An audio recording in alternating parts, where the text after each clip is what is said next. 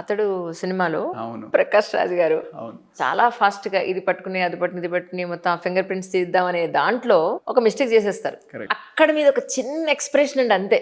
It's impact so much actually. అవునా? అంటే మొత్తం సీన్ అర్థమైపోతుంది. దాని యాక్చువల్లీ ఏమైందంటే ఆ సీన్ షూట్ చేస్తున్నాం అండి. అది అతడు హౌస్ అని చెప్పి ఇప్పుడు ఏదైతే Gachibowli you know prime financial district ఉందో అక్కడ ఉండేది అతడు సెట్, హౌస్ సెట్. సో ఆ షూట్ చేస్తున్నప్పుడు నేను ఫస్ట్ సినిమా చేసినప్పుడు మానిటర్స్ ఇంకా రాలేదు. మానిటర్స్ ఉండేవేమో కానీ పెద్ద వాడేవారు కాదు. తర్వాత సీతయ్య అని చెప్పి వైవిఎస్ చౌదరి గారితో చేసినప్పుడు ఆయన మానిటర్ ఉండేది కానీ పెట్టేవారు కాదు. సో అలాగే ఘర్షణ షూటింగ్ చేసేటప్పుడు ఘర్షణ అతడు ప్యారలల్గా జరిగాయి. సో మానిటర్లో నన్ను నేను చూసుకోవడం అనేది ఫస్ట్ టైం.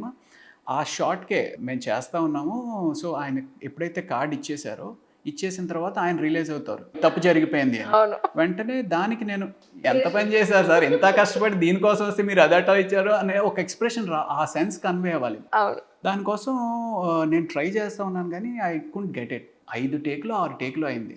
అప్పుడు త్రివిక్రమ్ గారు పిలిచారు, రవి ఒకసారి ఇలారా అని చెప్పి పిలిచి చూడు నువ్వు ఏం చేస్తున్నావో చూడు అని అన్నారు. అది నేనంటే కొంచెం ఎక్స్ట్రా ఇస్తున్నాను అనమాట. కొంచెం వేస్తుంటే అంత అవసరం లేదు రవి, జస్ట్ అలా చూసి నీ లోపల నువ్వు రన్ చేసుకో ఆ థాట్ని, అదే వస్తుంది అన్నారు. సో నెక్స్ట్ ఆ 6th టేక్ అప్పుడు ఏదో డైరెక్టర్ గారు ఇచ్చిన గైడ్